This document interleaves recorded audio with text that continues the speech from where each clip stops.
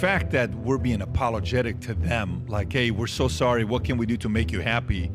And you can easily, America helped China become who they are today with the relationships over the years. There's a book that I'm reading right now. It's called The 100-Year Marathon. Very great book.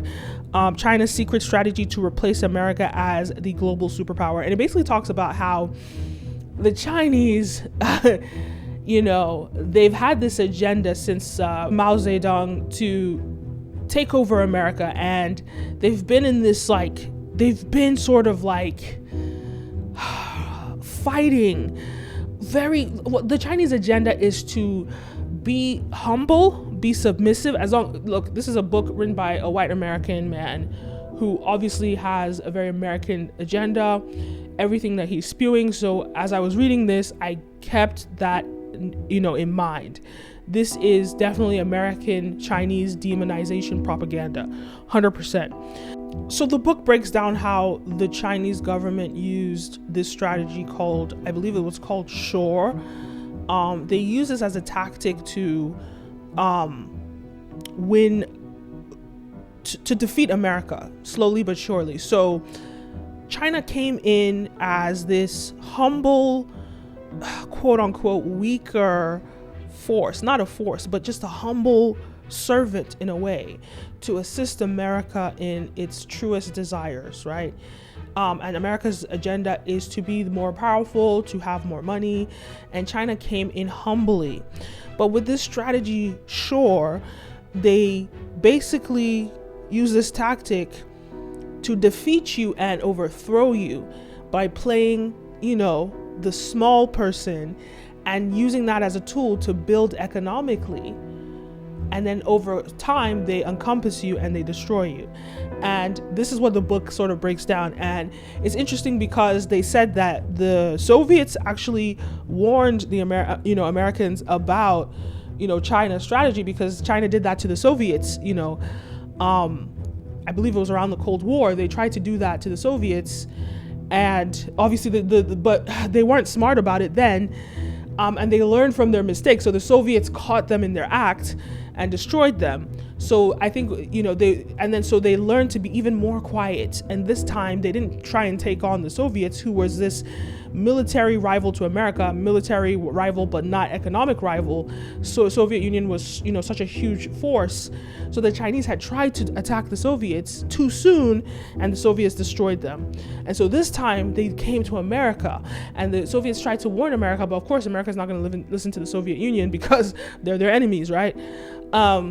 And so the Chinese came humbly to America and, look, we'll help you with this, with manufacturing. We'll do it for pennies on the dollar. We'll make it cheap for you, anything to support you.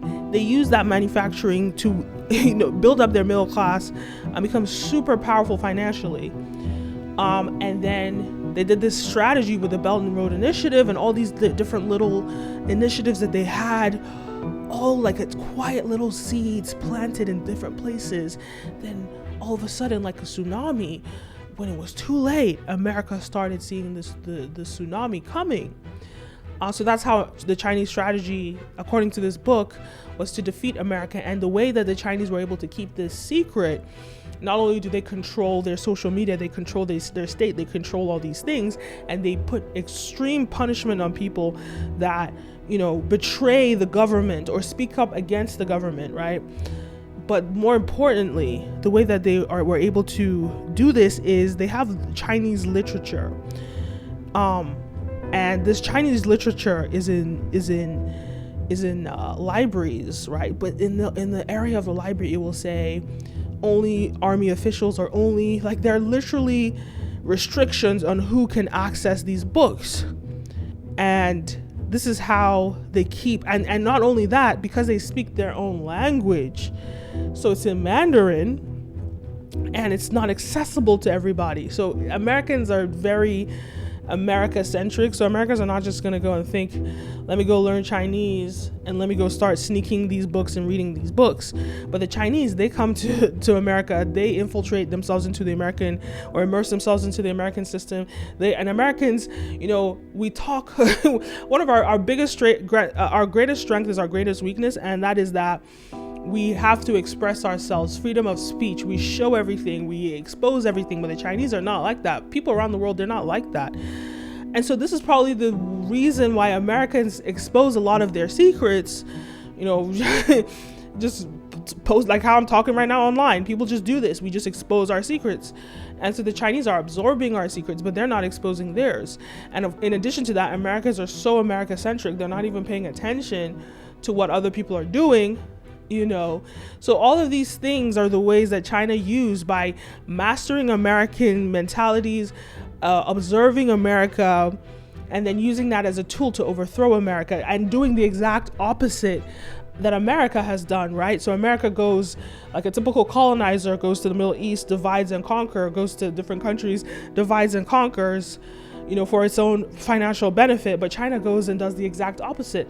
Not saying that this is saying that the Chinese are better. This might just be their strategy to disguise themselves as your friend, which is like sort of what this book breaks down. So without us giving them favored nation status, without the 1999 World Trade Organization treaty, they are a third world country, period. And we basically said, okay, we're gonna re-domicile our manufacturing assets, we're gonna close down our ability to make stuff, and we're gonna do this massive labor arbitrage where we're gonna send all the jobs to you, and we get a bunch of plastic we do not need in return. Sure, you could say that, but also without the slave trade, without, extorting and pillaging of other nations, without all the bullying from America, America would also be a wasteland, right? You could also say that. So at the end of the day, it doesn't matter what woulda, coulda, shoulda happened. All that matters is what has happened, right? And at the very least, China's rise to dominance was through mutual agreement and trade. And they're coming in and they're industrializing these countries that in a mutually beneficial way, giving the hope of a middle class, the hope of a better life, and doing it the right way with cooperation instead of coercion. And look, this is the first time in arguably 5 centuries that you don't have a political leader from the West setting the global agenda here. This is Xi Jinping and Vladimir Putin that are setting the global agenda by going into these countries and making life better for everyone and mending fences and reuniting countries that have hated each other forever under a common goal. They're not stealing the country's wealth with fake money. Right. That's called counterfeiting money. So Right. all the US had to do was print this stuff, and you could steal a nation's wealth. You could go to the Congo and take out all the stuff, the diamonds, the oil. You could go to oil producing countries, steal their wealth with fake money. And what Andy is saying, it's over, right? Is that what you're saying? It is, and I think the common thread in all of these unions and all of this infrastructure and all of this cooperation is the drive toward mutual settlements in national currencies between Asia, Africa, and Latin America. For all practical purposes, Putin said, look, we're endorsing the role right now of the Chinese yuan as the new trade currency, while the complex discussions of our new BRICS currency or our new Shanghai Cooperation Organization settlement currency backed by gold and other commodities proceed. They went in there and said, we want to use the yuan right now in order to bridge the gap between the new currencies that we will issue as a united front that will be pegged and backed to commodities. The de-dollarization, the lack of demand for the dollar, is going to increase inflation exponentially. And that's not even talking about when the switch is flipped and they all dump things at the same time. And if you look at what the two of them said as they parted ways just the other day in their meeting, Xi Jinping says to Putin, and they have this on camera, he says, now there are changes that haven't happened in 100 years. And when we are together, we drive these changes. And Putin says, I agree. You are witnessing a 100-year change. And when the switch flips, all of these countries have joined together in harmony, in mutual beneficial trade, in a united front against the hegemony and hypocrisy that they perceive from the West, and they flip the switch, and they dump dollars globally, it will be a religious experience in this country. If you are not prepared, you're dead. Don't be fooled by the Chinese either. Like, yes, it seems as though the Chinese are doing all these initiatives, and it seems as though, and I did say in the previous episode that, look, how you start something is typically how you end something. But from reading this book, ever since I made that episode, reading this book, you understand that what the Chinese show people that they are, or let me say past tense, because I'm not saying that this is what they do all the time, but what they showed America that they were is not what they actually ended up being. And they did this to the Russians, but they actually exposed themselves. They didn't have their sure strategy down when they did it with the Russians. I believe it was during the Cold War. They didn't have it down to the T, so they learned from that mistake. And then they they came in again and they attacked. They came in, they tried again, and then they attacked the Americans. And the whole concept is that you're supposed to circle your opponent. You're supposed to circle your opponent, as you guys both. It's some sort of Chinese game that they allude to in the book, but you circle your opponent, and it's the idea is like who can actually defeat the other person without the other person realizing they're being defeated. It's because they've captured our elites, and they call it elite capture in actually Mandarin. They have purchased the head of the NBA. They purchased the Wall Street. They purchase, the top people. Peter Schweitzer put this in his book, Red-Handed, where he talks about how the American elites are bought and paid for by the CCP. And the robber barons that made those deals, and I don't say that lightly because I'm a capitalist, but it was bad for the West, designed this entire thing. But when you have a relaxed monetary currency, which we do, it necessitates neoliberalism. We exported everything that was great about America to another country and got mad when other countries took our model, remixed it, and used it against us. We got to keep some stuff homegrown. Who were the architects of that deal in 1999? Well, Bill Clinton signed it, but it was largely driven by consultants. McKinsey & Company was the largest company that was basically pushing, the kind of idea that we're going to go to a company and say, we'll be able to solve, you see right there, McKinsey & Company, right there. What was that, 2019? Yep. And we're going to go in, we'll save you, pennies on a dollar. You could make this trinket in China for this. Even this tie right here is made in China. I was like wearing it earlier. Are you kidding me? Why can't we make this here? It's because, we want to try to get the lowest cost. And for certain products, it made sense. But why do we make penicillin and vitamin C? 90% of all of our vitamin C comes from China. Like, that makes no sense. And so we offshored our critical infrastructure to a country that seemed to be kind of a passive country, and it's now turned into our greatest enemy. And what have we gained from that? Just lower prices when you go to Walmart? I'll tell you what we've gained. Our homes are twice as big as they were in the 1950s, with twice as much garbage that we do not use, and they're half filled. They're twice as empty because we have less kids. So we have piles of plastic we do not use and factories that are empty, and then in return we fill our entire communities with fentanyl made by the Chinese Communist Party, pumped through by the Sinaloa drug cartel, and we lose 107,000 people a year to drug overdoses. And Maquiladora. Maquiladora means little sister. Maquiladora was the concept of putting a small factory in Mexico where the labor was cheaper and products could be made, and then they would take a very short walk to the United States. Yep. So if that WTO deal doesn't happen in favor of China, it would have turned Mexico into the larger manufacturing power. That's exactly and right. what would have happened to the Mexican economy? You would have had the eruption, the good eruption of the middle class in Mexico. That's such a good and point. you can trace it right back to the issues that we have with Mexico, to the gang-style violence that there are in terms of controlling government areas in Mexico. Whereas if this happened, you would have turned them into 1950s United States manufacturing power. And what would have that done to our relationship with Mexico to the south? It would have made our continent a superpower continent, is what it would have done.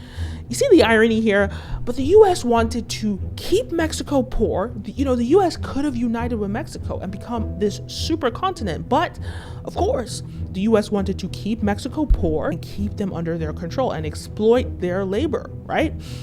For cheap. So they sought out China for these manufacturing deals. And what did that do?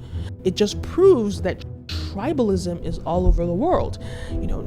Mexico is your neighbor, but you don't, outsource your manufacturing to your neighbors because you don't want them to you don't want to build up their middle class. So you go across the continent and you create a real enemy who you're might even go to war with right now. Tribalism. This is tribalism. At the end of the day, look, we're bad to our neighbors and we weaken them in order to empower countries across the world, but this is myopic behavior and it's proven to be detrimental. And the Chinese had a similar sort of relationship with Russia, their neighbor. They had this sort of tension and this competitive nature. Obviously, Russia was a military superpower, so they could still bully China, but China learned from Russia's mistakes. That's not even what I'm talking about right now, but they had this sort of tension with each other. And what happened in the 90s, the Chinese come to America, Russia's enemy, their neighbor's enemy, to partner with them. But that builds China economically, right? And so it's almost as though China wisened up, and once they were built up economically and they almost beat Russia at their own game, they now joined forces with Russia and said, look, I guess Russia said, look, you can't beat them, you join them. And so it's interesting because you have to understand, China and Russia are neighbors, right? Russia is this military superpower, right? But they fail economically, right? They're not that strong economically. America has the money and the military. But China says, look, we're not going to invest so much money into our military. We're going to still have a solid military to make sure that we have a good defense system, but we don't need to spend as much money as America or even Russia in our military. Because look, we can see how that caused Russia's downfall. Instead of putting that money into our military, we're going to put that money into our economy to make our economy boom and thriving. And that was an interesting sort of dynamic between them and Russia, because look, if anything, they have their neighbor Russia to be sort of a military force that supports them in case America wants to come after them, right? So it's almost like they wisened up, they learned from Russia's mistake, their neighbors, they were able to go to their neighbor's enemy, America, brokered this deal to solve manufacturing, did that in Europe, did that around the world. Then once they started making all this money in manufacturing, they said, okay, let's now not only partner back with our neighbors, the Russians, but also let's actually defeat the bigger enemy, America, right? And by supporting people, empowering people around the world, the people that America have oppressed, the people that America has insulted, the people that white supremacy have attacked, China has been watching all of this stuff, and they're saying, we're going to do the exact opposite. Now, I'm not saying that China's the better option, but they are definitely smart. They are definitely smart, and they've been watching all of America's mistakes, and they have solved this. They literally have solved this in a very, interesting way. And we have to understand that China is thousands of years old. America is a new country. America is just a few hundred years old. China is thousands of years old. And in addition to that, China has had the Ming Empire. China has been a superpower in the past.